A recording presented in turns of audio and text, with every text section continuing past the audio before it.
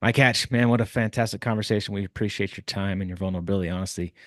You're having a fantastic book, Manhood Empowered, and a fantastic podcast. We have one last question for you. David, over to you for that question. Yeah, thank you so much, Mike. Appreciate your time and your grace in coming on our show with a couple knuckleheads. So thank you for that conversation. It was awesome, and the book, man, incredible book. Hey, so here's the question: what is the most impactful action you have taken in your home and in your business to level up? Awesome. So it is walking within the rhythms of God's liturgy that you find in creation, I guess is what I would say. And this is more recent, but it's made a huge impact on me.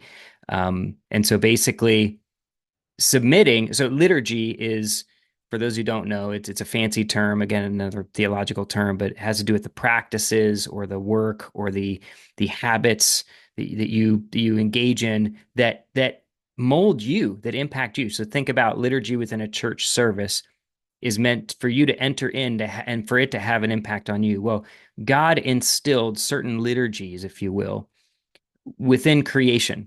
And I'm talking everything as little as the sunrise and sunset, to the natural ways that the week is broken up and things like that. And one of the biggest impacts on me recently has been waking up in the morning early enough to get outside no matter what the weather and get that UV light in my eyes, which apparently contributes to how your body metabolizes food, by the way. Crazy.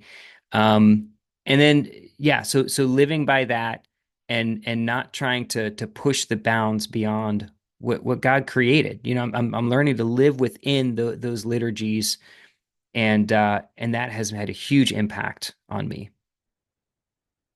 And such a fantastic answer.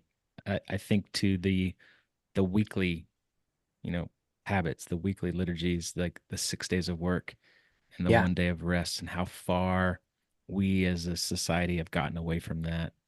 Having that Sabbath day, like so many of us don't do that anymore. I'm working at it, not good at it yet. yeah. I have good days and bad days for that respect, but It's that's a super fantastic. hard. Yeah. It's super hard, yeah. But it's worth it. Yeah, And yeah.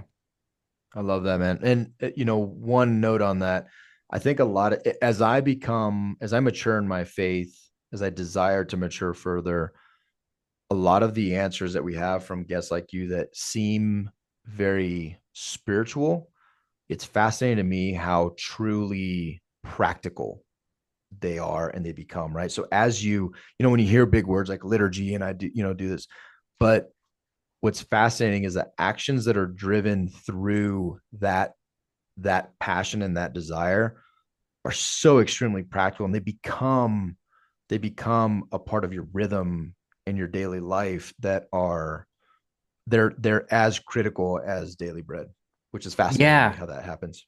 Yeah. Yeah, and for me, especially with the blue light that we get constantly, we would say there's a certain, I believe there's a certain toxicity that comes along with it. And when I get out in the morning, like my motivation is to get that sunlight into my eyes, and if possible on my skin, basically. And it changes everything. So then I don't necessarily have to do a full workout. I can go for a walk. I can go for a hike like I did this morning and watch the sunrise. But it also means I've got to cut other things out that I might do to maybe think I'm going to become more productive, Mm. when God is saying, no, no, no, no. Like I've meant for you to live within these rhythms, and live within those bounds. And I will, what's the word? I will, enhance what you do if you Mm. live within my bounds. Love that. So good. Mike, Love it, appreciate it, dude. man.